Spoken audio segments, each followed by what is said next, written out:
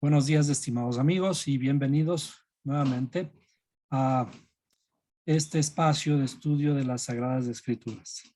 Continuamos con la historia de el hijo pródigo, tratando de revisar los contenidos del Antiguo Testamento que corresponden con esta parábola expresada por Jesús acerca del hijo pródigo. Y para ello vamos a abrir la Biblia. Comencemos por el libro de Deuteronomio 28:64. Deuteronomio 28:64. Voy a compartir aquí con ustedes. Deuteronomio 28. En realidad, el capítulo 28 de este libro se muestra como cuando el Creador estaba sacando al pueblo de Israel del desierto y les presenta a él las tablas de la ley, a Israel las tablas de la ley, y el Creador les dice que escojan entre la obediencia y la desobediencia. ¿Qué pasa si es que obedecen? Hay una larga lista de todas las cosas que ocurren, un montón de bendiciones. Dice, vendrán, y todas estas bendiciones vendrán sobre ti y te alcanzarán si obedeces al Señor tu Dios, ¿no? Y vamos hacia abajo. ¿Y qué ocurre si es que desobedecemos? Si es que desobedecemos, las cosas cambian completamente y la lista se hace mucho más larga. Decíamos que tenemos que llegar hasta el verso 64. Muchísimas maldiciones ocurren que básicamente terminan en algo. Dice, además de todo esto, además de todas las maldiciones, que se maldecirá tu tierra, maldeciré tu pan, tu entrada y tu salida. Además de todo eso, el Creador le dice, si desobedecieres, el Señor te dispersará entre todos los pueblos, de un extremo de la tierra hasta el otro extremo de la tierra. Y allí servirás a otros dioses, de madera y de piedra, que tú ni tus padres habéis conocido. Y entre estas naciones no hallarás descanso, y no habrá reposo para la planta de tu pie, sino que allí el Señor te dará un corazón temeroso, desfallecimiento de ojos y desesperación de alma. En lo que tenía que ver, estábamos hablando del hijo pródigo, vamos a tratar de dibujar nuevamente todo esto acerca del hijo pródigo. En lo relacionado a las 10 tribus de la casa de Israel. Entonces, habíamos hablado de que el pueblo de Israel, Israel está asentado a orillas del mar Mediterráneo, y más o menos es así. Y este pueblo de Israel, las 12 tribus de Israel, se asentaron en esta tierra, la tierra prometida, y estas 12 tribus fueron el reino de Israel, que fue manejado por dos reyes inicialmente. Tres reyes, el rey Saúl, luego el rey David y luego el rey Salomón. Pero después de Salomón se dividen este reino de Israel se divide en dos reinos. Entonces, el reino del norte, vamos a poner por aquí, el reino del norte es lo que se conoce como la casa de Israel. Vamos a ver qué pasó. Aquí. La casa de Israel, que estaba asentada al norte, y al sur, la casa de Judá.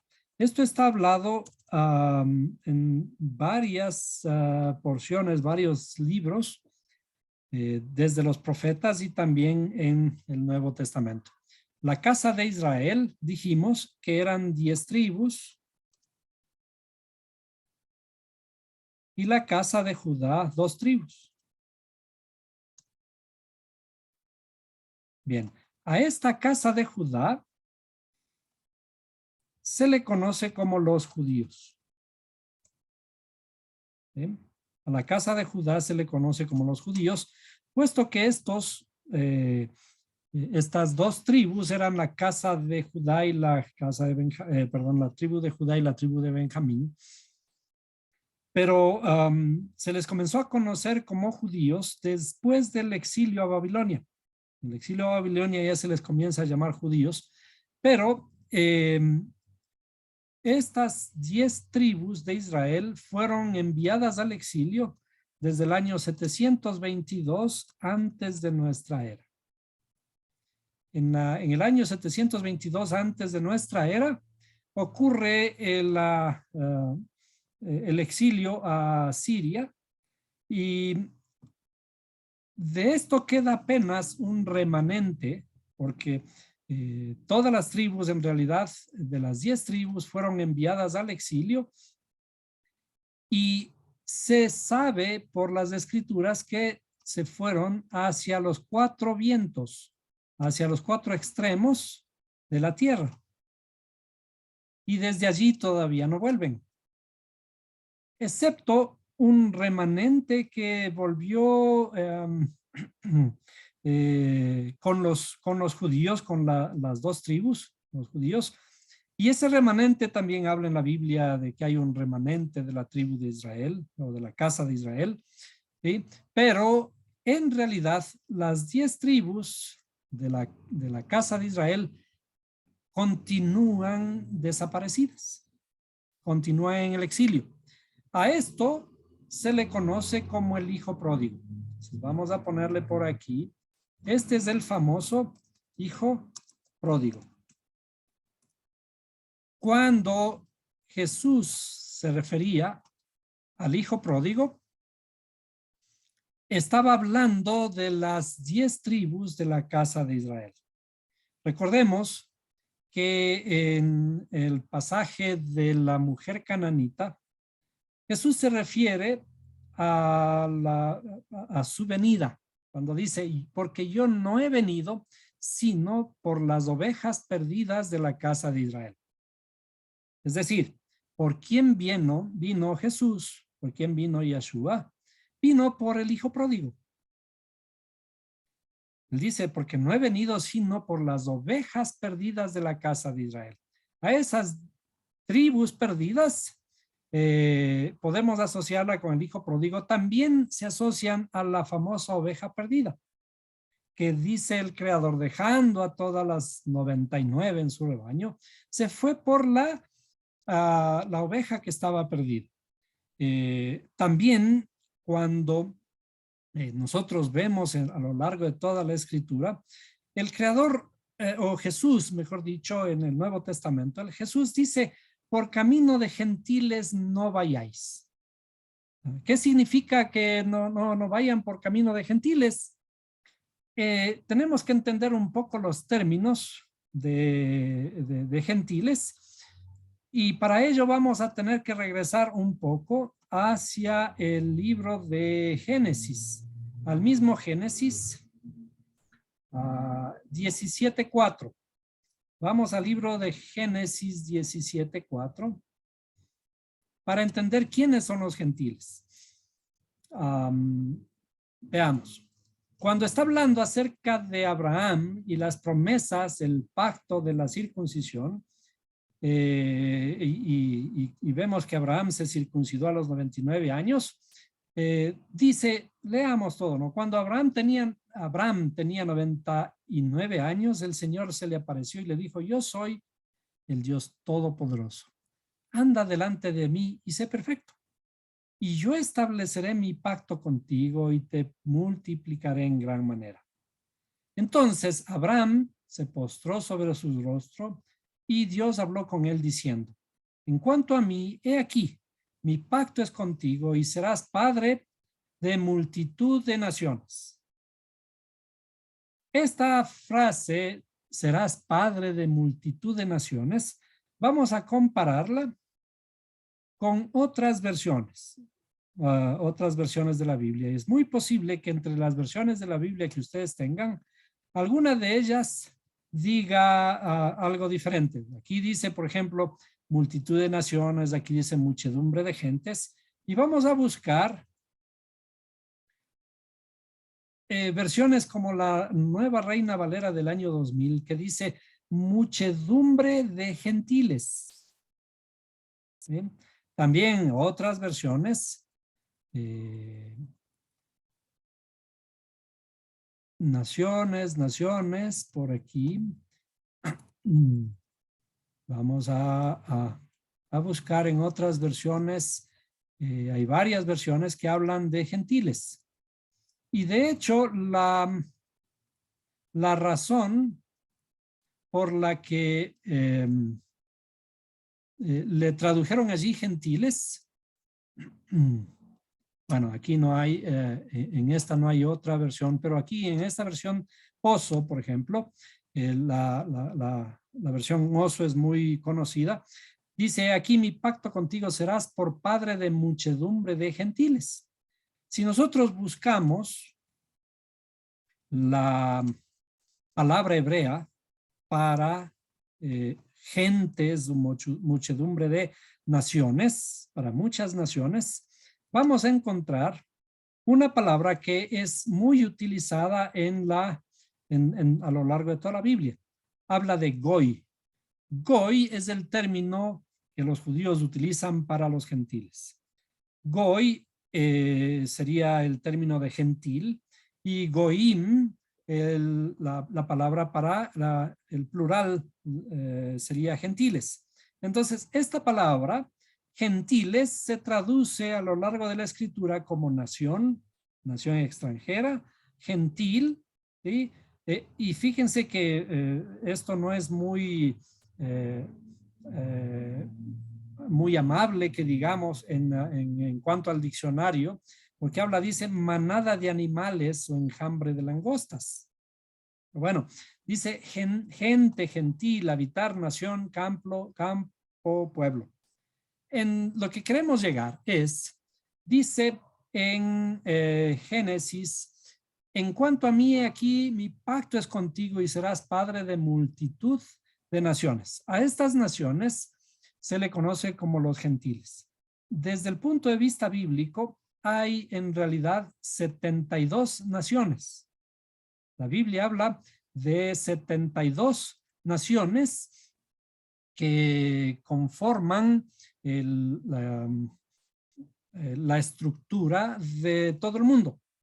72 naciones, 2 naciones que corresponden a la una llamada Israel y a la otra llamada Judá o los judíos.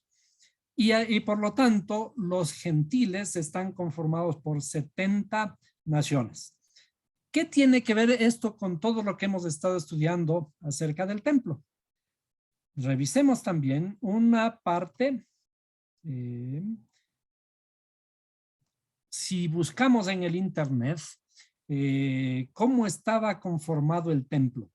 En el templo de Israel, hemos estado hablando de que para entrar al templo en sí, aquí hay un lugar, el lugar de los sacrificios. Luego entramos al lugar santo y más adentro hay un lugar llamado el lugar santísimo, el Holy of Holies, o en hebreo, el Kadosh HaKodashim.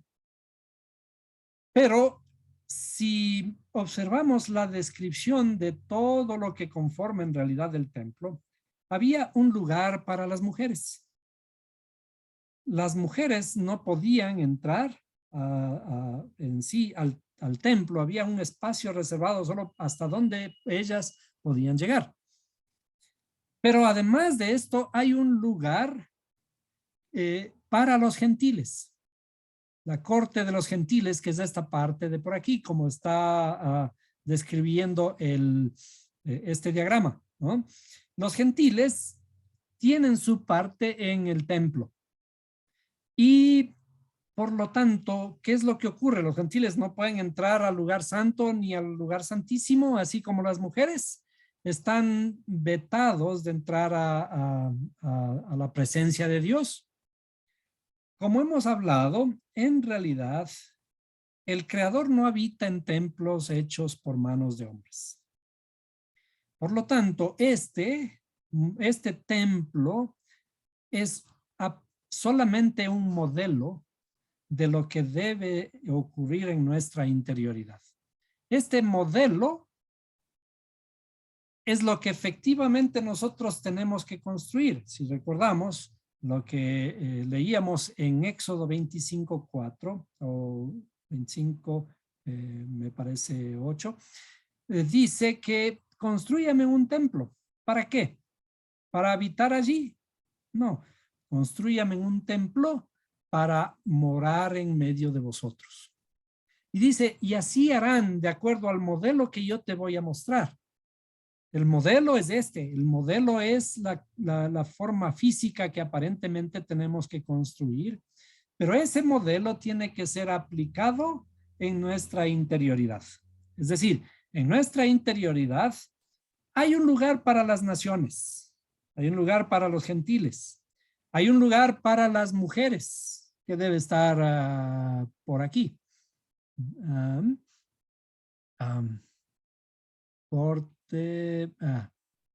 Aquí. Este es el lugar para las mujeres, como está señalado aquí. ¿Bien? En la parte a la entrada del templo, pero en las mujeres, ni los gentiles, ni las mujeres pueden entrar al lugar santo y al lugar santísimo. Entonces, ¿qué ocurre? Este modelo de que al lugar santo y al lugar santísimo deben estar únicamente los sacerdotes y los levitas, y al lugar santísimo entra únicamente el sumo sacerdote. ¿Cómo entonces entramos a adorarle al Creador? ¿En dónde está el Creador? El Creador tiene que ser, tenemos que alcanzar la presencia del Creador. Pero para alcanzar la presencia del Creador, ¿qué debe ocurrir con los gentiles y qué debe ocurrir con las mujeres? Es decir, todo esto es nada más que un modelo. El modelo es el modelo también del hijo pródigo. El hijo pródigo corresponde a las 10 tribus que están en el exilio, las 10 tribus de la casa de Israel. Las 10 tribus fueron esparcidas. Y si nosotros buscamos en la historia, estas 10 tribus todavía no han regresado, porque no se sabe en dónde están. El Estado de Israel ha buscado entre todo el mundo a las 10 tribus de la casa de Israel y ha encontrado en Etiopía, ha encontrado en la China, y de Etiopía les ha traído algunos negritos que han estado manteniendo las costumbres judías. Pero el problema es que estas 10 tribus que desde hace 2700 años fueron enviadas al exilio hasta lo último de la tierra, no aparecen como tal. Es decir, a lo largo de todos los exilios de las tribus de Israel, estas 10 tribus se fueron al exilio, no volvieron. En el segundo exilio fueron la casa de Judá a Babilonia y ellos retornaron. Y en el tercer exilio, ocurrido en el año 70 de nuestra era, los romanos entraron a Jerusalén arrasaron con toda Jerusalén y expulsaron a todos los judíos. Y acuérdense que estamos hablando de judíos porque allí ya no habían las 10 tribus de Israel.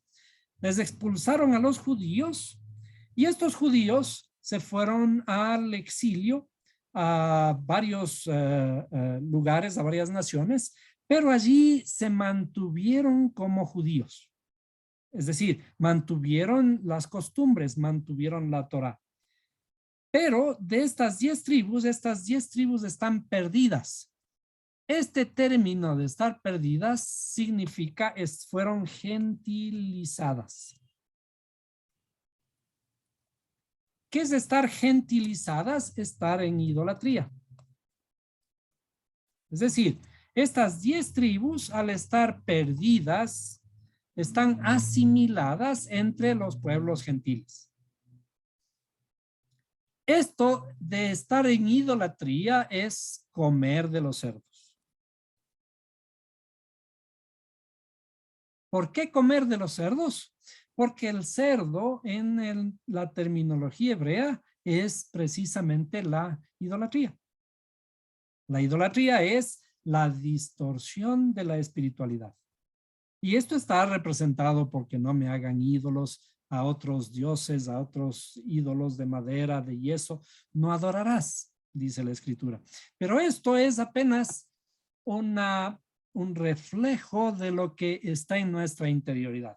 Si en nuestra interioridad está una idea distorsionada de la espiritualidad, entonces cualquier tontería, cualquier pensamiento podemos tener, inclusive hasta fabricar ídolos. Pero los ídolos no son más que el reflejo de la idolatría que está en nuestra interioridad. Es decir, las 10 tribus de Israel, cuando la escritura habla de gentiles, está hablando de las 10 tribus de la casa de Israel que están perdidas. ¿Por qué están perdidas? Como nosotros vimos en la escritura inicial, ¿quién fue el que le envió al exilio a estas 10 tribus? Es el mismo creador. Yo te enviaré. Si me desobedecieres, yo te enviaré. ¿A qué corresponde, por lo tanto, es que este hijo pródigo? ¿Qué es lo que se malgastó? La herencia. Cuando en la escritura habla de herencia, la herencia que se ha malgastado el hijo pródigo es la herencia del padre, lo que corresponde a la Torá, a las leyes, a los estatutos, los mandamientos y mis leyes. Si me desobedecieres, dice, si me desobedecieres, yo te enviaré al exilio. Es decir, el hijo pródigo se separa del padre y se va a malgastar la herencia, o es decir, a olvidarse, a perder todo lo que tenía junto al padre. Esto también de alguna forma está relacionado con la expulsión del jardín del Edén. Es decir, todas las historias tienen alguna relación, están relacionadas, porque también cuando Adán y Eva fueron expulsados del jardín del Edén, se fueron de la presencia del Creador, de la presencia del Padre. Entonces, allí, al estar fuera de la presencia del Creador, estamos todos en exilio. Estamos todavía en exilio fuera de la presencia del Creador. ¿Y qué es lo que tenemos que hacer? Allí, estando en el exilio, nosotros leemos en la parábola que dice, volviendo en sí. Volver en sí es volver a adquirir la luz. Volviendo en sí, es decir, volviendo en nuestros cabales, ¿sí? Es lo mismo que levantarse. ¿Sí? Dice, se levantó y volvió camino a casa. Entonces, levantarse, no sé si ustedes se fijaron en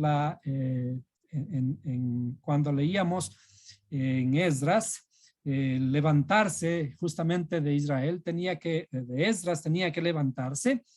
Levantarse implica cambio, cambiar. Estoy en el exilio, estoy comiendo de los cerdos, estoy comiendo de la idolatría. Está mi pensamiento oscurecido, está nublado. Es decir, en otras palabras, vamos a dibujar un poquito aquí. Vamos a dibujar aquí una cosa que tiene que ver, como todo en la escritura. Aquí existe un abismo de separación, entre el hijo pródigo y el padre, simbolizado por estas dos tribus de la casa de Judá. Esto que está configurado de esta forma, vamos a ponerle así el norte, esto es el norte y esto es el sur. De paso, vamos a darle la vuelta. ¿Bien? En todos nuestros mapas, fíjense cómo está estructurada toda esta cosa. En todos nuestros mapas, cuando estamos hablando de rectificar nuestra dirección, la idea que nos meten en la cabeza es que tenemos que encontrar nuestro norte, ¿cierto? Hemos perdido el norte y en todos nuestros mapas nos enseñan que el norte debe ser nuestra meta. Sin embargo, alguna vez vimos en la historia de Abraham, nuestros mapas están al revés. Desde el punto de vista bíblico, no es el norte nuestra meta, sino el sur. El sur, hay algunas razones que veremos luego, el sur debe ser nuestra meta porque en el sur está la bendición. Cuando Abraham salió de Ur de los Caldeos, Ur de los Caldeos se encuentra al norte. ¿Sí? Dice, te voy a traer a una nueva tierra, a una tierra que yo te mostraré. Esa tierra está al sur. Y en la escritura, cuando hablamos de sur, el sur está asociado a la derecha. Y si está asociado a la derecha, está asociado a la bendición. La bendición. ¿Sí?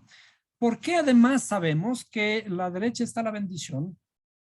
Hay un aspecto curioso en la escritura que de paso es una forma diferente de orientarse. La orientación nuestra, ¿qué hacemos para orientarnos? Nos ponemos la cara al norte y extendemos las manos. La mano derecha está al oriente y la mano izquierda al occidente y por lo tanto el sur está atrás. Si la mano derecha está al oriente, bueno, de alguna forma está apuntando a la salida del sol, a la luz. Pero en la forma de orientarse hebrea, de acuerdo a la escritura, nosotros debemos mirar a la salida del sol. Si ustedes se dan cuenta, hay costumbres inclusive de los islamitas. Ellos tienen que, cuando hacen sus oraciones, mirar hacia el oriente. Algunos judíos también, cuando van a hacer sus oraciones, en las oraciones tienen que orientarse con su mirada hacia el oriente. Si nos orientamos de esta forma, con nuestra mirada al oriente, a la salida del sol, ¿qué queda a nuestra derecha? A nuestra derecha queda el sur. A la izquierda el norte.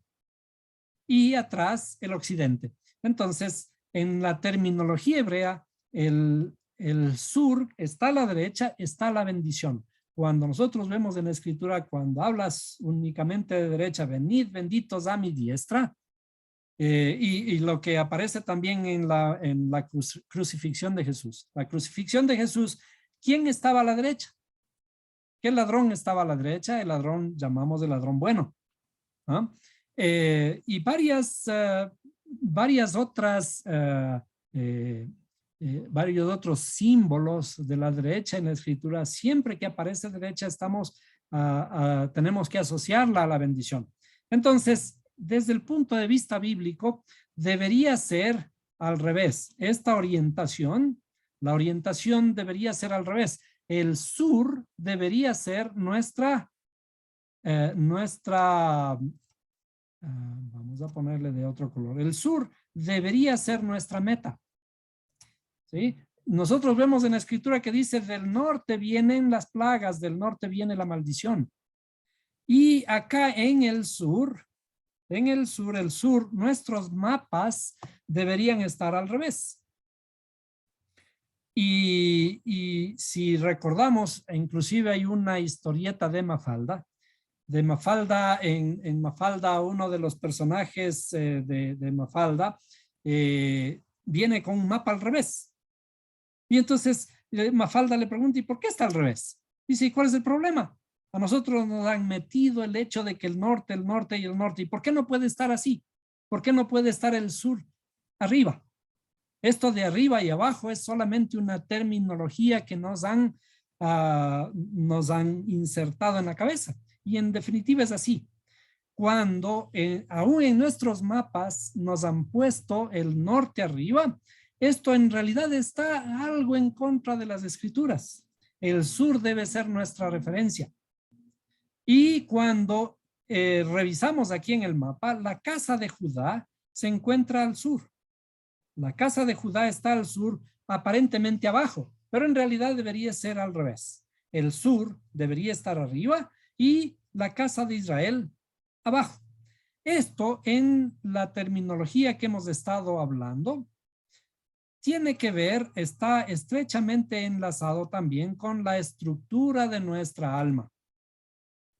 No es que vamos a cambiar los mapas, sino que vamos a cambiar, a revisar nuestra visión de por qué las cosas están así, ¿sí? Pero que a lo mejor hay una forma diferente de mirar las cosas, y esta forma diferente de mirar las cosas a lo mejor tiene o está estrechamente enlazado con nuestra espiritualidad. Si nosotros recordamos el modelo de nuestra alma, que es también el modelo del templo, es que la cabeza está aquí arriba, ¿sí? Y el cuerpo, desde luego, abajo. A esto le podemos también asociar lo que hemos estado hablando. Le vamos a asociar a este diagrama que estamos hablando de la casa de Judá y la casa de Israel. La casa de Judá es lo que corresponde a nuestra cabeza y la casa de Israel lo que corresponde a nuestro cuerpo o lo que corresponde a nuestras emociones. Esto, de todas maneras, recuerden, es un asunto muy simbólico. No es que estamos hablando de que corresponde efectivamente a nuestro cuerpo la casa de Israel y acá estos judíos son la casa de Judá. Es un símbolo de cómo está estructurada nuestra alma. La casa de Israel es las emociones nuestras que están en el exilio. Las emociones nuestras que, como vamos a leer en el libro de Ezequiel, nuestras emociones están al inicio en estado de caos y de tinieblas. Y esto de caos y tinieblas está asociado precisamente a esta idolatría, ¿sí? Comer de los cerdos. Estamos en caos. ¿Por qué estamos en caos? Porque estamos en un estado de confusión. Entonces, aquí en la mitad de esta parte, existe lo que dijimos en la clase anterior. Hay una cortina de separación que impide que estas facultades emocionales tengan contacto con las facultades intelectuales. Cuando nosotros decimos que por alguna razón estamos nublados de nuestra inteligencia, que hemos actuado por simplemente por nuestras emociones, estas emociones no han podido conectarse con la inteligencia y han dominado nuestro cuerpo. Pero cuando hacemos estos sacrificios tienen que crear una barrera de separación aquí, una barrera de separación, un rompimiento de las cortinas del templo. Acuérdense que la muerte del Cordero es la que rompe las cortinas del templo. Es decir, la luz, el sacrificio de la luz, viene a romper las cortinas del templo para que exista conexión entre las 10 tribus perdidas y las 2 tribus de la casa de Judá. Esto aparece también en la escritura como los dos, ¿cómo le llama la escritura? Dos palitos, un palito de Judá y el otro de Israel, que tienen que llegar a ser uno. Cuando estos llegan a ser uno, existe la unidad interior del ser humano. Es decir, todo nuestro cuerpo. Ahora podemos utilizar la inteligencia para dominar nuestras emociones y sacarles el mayor provecho posible.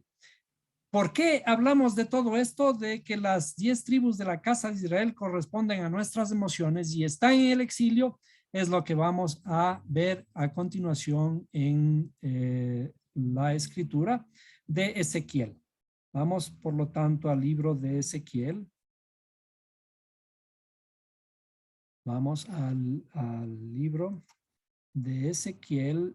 Y hay muchas escrituras, perdón, sí, Ezequiel 36. Hay muchas escrituras alrededor de todo esto que son muy hermosas, pero que tenemos que irlas estudiando poco a poco. Ezequiel 36. En realidad es Ezequiel 36 y 37 también, ¿no? Bien. La profecía sobre las montañas de Israel. Cuando el profeta Ezequiel, el creador le dio esta profecía, hace una visión de lo que parecería que va a ocurrir a un pueblo, al pueblo de Israel, que va a ocurrirle algunas desgracias y un montón de cosas y que se van al exilio. En realidad, todo esto, nuevamente, volviendo a la idea original, es un símbolo de lo que le ocurre a nuestra alma. Todo lo que está profetizado aquí es lo que nos está ocurriendo a nosotros, lo que nos va a seguir ocurriendo a nosotros. Y dice, y tú, hijo de hombre, profetiza a los montes de Israel y di, montes de Israel, oíd la palabra del Señor. Por supuesto que los montes no tienen oídos. Por supuesto. Pero ¿qué es lo que está ocurriendo aquí? Nosotros tenemos un monte interior, una montaña difícil de mover. Pero ¿se acuerdan que la escritura dice, si tuvieres la fe como un granito de mostaza, le dirías a este monte, pásate hacia el mar, ¿cierto? Pásate hacia el mar. ¿De qué monte está hablando? De este monte interno, difícil de mover, de nuestra interioridad. ¿Sí? En nuestra interioridad tenemos montes inamovibles, ¿ya? Pero si tuviéramos un granito de mostaza, una fe como un granito de mostaza, podemos transformar estos montes, ¿sí? ¿Para qué? Para que estos montes escuchen la palabra del Señor. Y dice, así dice el Señor Dios, por cuanto el enemigo ha dicho de vos, contra vosotros, ajá, y las alturas eternas han pasado a ser posesión nuestra, por tanto profetiza y di, así dice el Señor Dios, porque os han asolado y aplastado por todos lados, para que fuerais posesión de las demás naciones, os han hecho el blanco de la habladuría y de la calumnia del pueblo. ¿Por qué nos están hablando? ¿Por qué a las naciones, a los gentiles, a Israel que está en el exilio, que es la vergüenza, digamos, del Creador, porque ha hecho lo malo, porque ha dejado la fe, ha dejado las costumbres, la herencia del Creador? Dice, por tanto, montes de Israel, oíd la palabra del Señor Dios. Así dice el Señor Dios a los montes y a los collados y a las barrancas y a los valles, a las ruinas desoladas y a las ciudades abandonadas que han venido a ser presa y escarnio de las demás naciones alrededor. Por eso así dice el Señor Dios. Ciertamente en el fuego de mi celo he hablado contra las demás naciones y contra Edom, que se han apropiado para sí de mi tierra como posesión, con alegría de todo corazón y con desprecio de alma para dejarla como presa. Por tanto, profetiza cerca de la tierra de Israel y di a los montes y a los collados, a las barrancas, a los valles. Así dice el Señor Dios, he aquí, yo he hablado en mi celo y en mi furor porque habéis soportado los insultos de las naciones. ¿Por qué hemos soportado los insultos de las naciones? Porque estamos comiendo de los cerdos. Un cuidador de cerdos, ¿qué hace? Está tirado allí, los cerdos están en su lodo, en su suciedad, y los que lo cuidan igual. Y los que lo cuidan, como el hijo pródigo, estaba también sin nada que comer. Y a lo mejor si alguien le daba de esas algarrobas de los cerdos, él comía por el hambre. Entonces, ese estado espiritual en el que a veces hemos estado, es el mismo estado del hijo pródigo. Por lo cual dice así el Señor Dios: yo he jurado que las naciones que os rodean, ellas mismas soportarán sus insultos, pero vosotros, montes de Israel, echaréis vuestras almas y produciréis vuestro fruto para mi pueblo Israel, porque pronto vendrán. Pues he aquí, estoy por vosotros y me volveré a vosotros y seréis labrados y sembrados. Dice, multiplicaré hombres en vosotros, toda la casa de Israel, toda ella, y las ciudades serán habitadas y las ruinas reedificadas. Aquí esto equivale a lo que dice Jesús cuando está hablando con la cananita. Dice, porque no he venido sino por las ovejas perdidas de la casa de Israel. Cuando a nosotros nos han dicho que Jesús vino ahora a abrir la puerta para los gentiles son un pueblo que también tiene cabida en el templo, aunque todavía no pueden entrar. Pero ¿quiénes son estos gentiles? Los gentiles son las 10 tribus de la casa de Israel que estuvieron en el exilio y que ahora van a ser redimidos. Y dice, multiplicaré hombres en vosotros, toda la casa de Israel, toda ella, y las ciudades serán habitadas y las ruinas reedificadas. Y multiplicaré en vosotros hombres y animales y se multiplicarán y serán fecundos. Haré que seáis habitados como lo fuisteis anteriormente y os trataré mejor que al principio. Y sabréis que yo soy el Señor. Si haré andar hombres sobre vosotros, a mi pueblo Israel, ellos tomarán posesión de ti, y serás su heredad, y nunca más les privarás a los hijos. Así dice el Señor, porque os dicen, eres devoradora de hombres y has privado de hijos de tu nación. Por tanto, ya no devorarás hombres y ya no privarás de hijos a tu nación, declara el Señor Dios. Y dice, y nunca más te haré oír el ultraje de las naciones, ni soportarás más los insultos de los pueblos, ni harás que tu nación tropiece más, declara el Señor Dios. Ahora, ¿por qué? Porque dice, por amor de mi nombre. En cuanto, para resumir, cuando el Creador habla, dice, los esparcí entre las naciones y fueron dispersados por las tierras conforme a sus caminos y a sus obras, los juzgué, pero finalmente todo esto dice, en el 21, pero yo he tenido compasión de mi santo nombre, que la casa de Israel había profanado entre las naciones a donde fueron. Pero todo esto tiene que ser restaurado por el amor del propio nombre del Creador. Aquí, como dice en el verso 22, por tanto, di a la casa de Israel, así dice el Señor Dios, no es por vosotros, casa de Israel. ¿Por qué no es por vosotros? Porque nosotros fuimos a malgastar la herencia.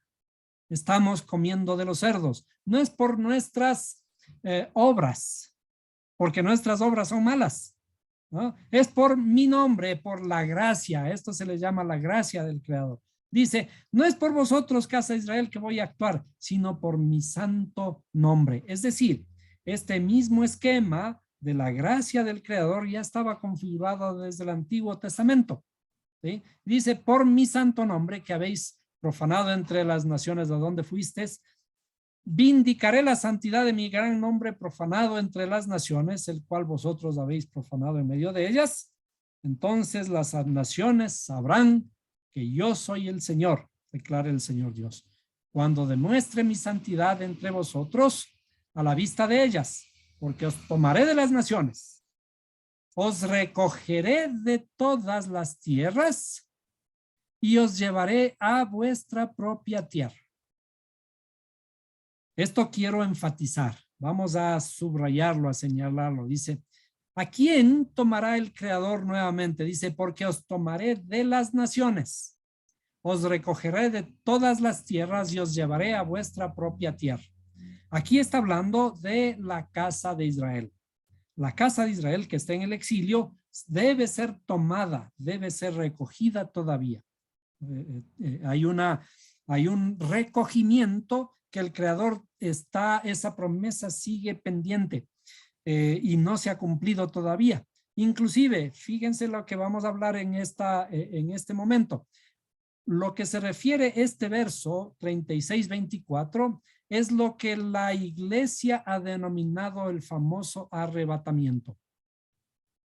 Lo que conocemos como el arrebatamiento, que está de una forma algo distorsionado, tiene que ver con esta promesa de aquí de Ezequiel 36-24. Dice, porque os tomaré de las naciones, os recogeré de todas las tierras y os llevaré a vuestra propia tierra. Pero no se trata de que las 10 tribus de la casa de Israel que están dispersas vuelvan a la tierra que se conoce ahora como la casa de Israel. No tienen nada que ver. Todo estamos hablando acerca de un modelo, como vimos al inicio, es un modelo del templo. El modelo del templo es nuestra propia interioridad. En nuestra propia interioridad, estas 10 tribus de la casa de Israel tienen que ser tomadas nuevamente, retornar al Padre. ¿Qué significa retornar al Padre? Volver a tener comunión. Volver a tener comunión aquí. La luz tiene que comunicarse con nuestras facultades emocionales. La luz de la sabiduría que está aquí, la sabiduría de su palabra, tiene que bajar a trabajar la tierra, que son nuestras emociones que corresponden a la casa de Israel. Tiene que haber unidad en nuestra interioridad. Es decir, todo lo que está configurado en el Antiguo Testamento es un modelo de nuestra propia interioridad. Esto que parece que fueron las 10 tribus enviadas al exilio físicamente, a lo mejor es posible que haya ocurrido alguna cosa parecida. Y de hecho, hay una religión en los Estados Unidos que está configurada basado en esta idea, pero de una forma distorsionada. Esta religión se le conoce como los mormones. Los mormones dicen que hubo una de las tribus de Israel que fue llevada al exilio en el año 722.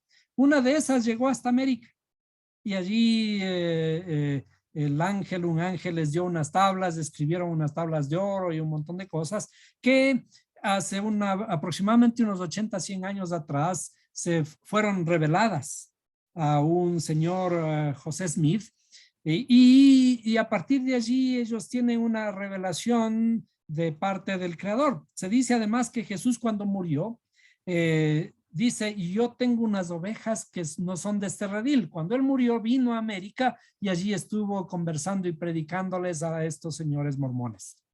Esta es el origen de la religión de los mormones.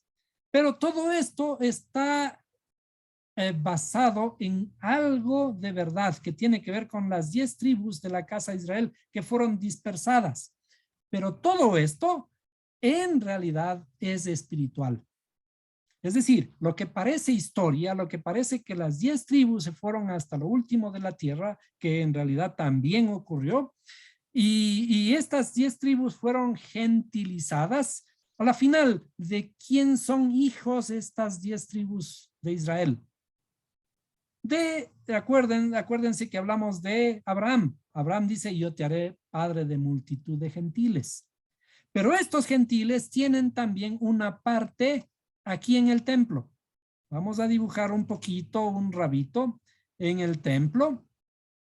¿Se acuerdan? Había aquí un lugarcito en donde están los gentiles.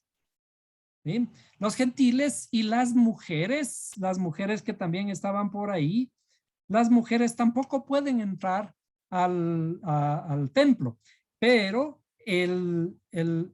toda la configuración que es en nuestra interioridad, ¿qué es lo que hay que hacer? Redimir a los gentiles, redimir a las mujeres, ¿para qué? Para que ahora sean especial tesoro.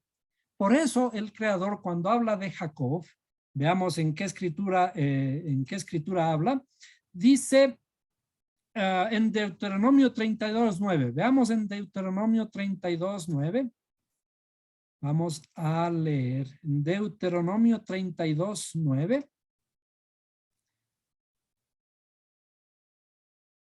Deuteronomio 32:9. Dice, hablando precisamente de Jacob. Jacob es llamado Israel. De Jacob se toma el nombre de Israel. Dice, pues la porción del Señor es su pueblo. Jacob es la parte de su heredad. Jacob es la parte de su heredad. También hay otra parte en donde dice, perdón, sigamos con el verso 10, ¿no?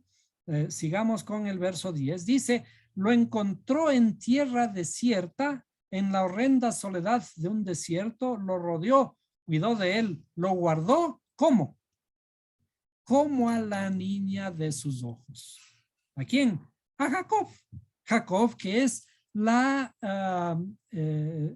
10 tribus de la casa de Israel. La casa de Israel corresponde a esas 10 tribus que se gentilizaron, pero a esas 10 tribus que se gentilizaron, el Creador las ama como a la niña de sus ojos. Y esas 10 tribus son las que tienen que retornar, que en términos alegóricos corresponden a nosotros mismos. ¿Ah? Los que estamos fuera del conocimiento, estamos en idolatría porque nos han nublado el entendimiento, porque hemos actuado únicamente por nuestras emociones mal estructuradas. Tenemos que volver con inteligencia, volver a la casa del Padre. Y cuando todo esto sea reestructurado, esto va a ser pulido como un gran tesoro.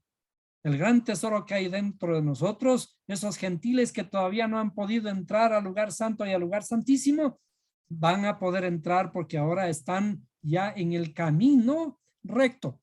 ¿Qué significa estar en el camino recto? A eso se le conoce como Israel.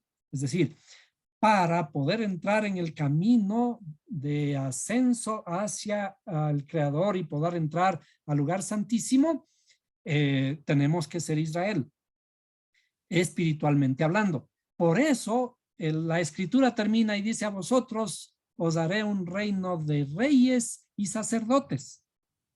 Son únicamente los sacerdotes los que pueden entrar al lugar santo, y además el único que puede entrar al lugar santísimo es un sumo sacerdote, el sumo sacerdote representado en este caso por el cordero que fue muerto, que fue inmolado, y el que ahora nos ha conectado con el Padre que es la sabiduría, el Padre que nos ha dado la luz del entendimiento para que nosotros podamos ahora ser uno.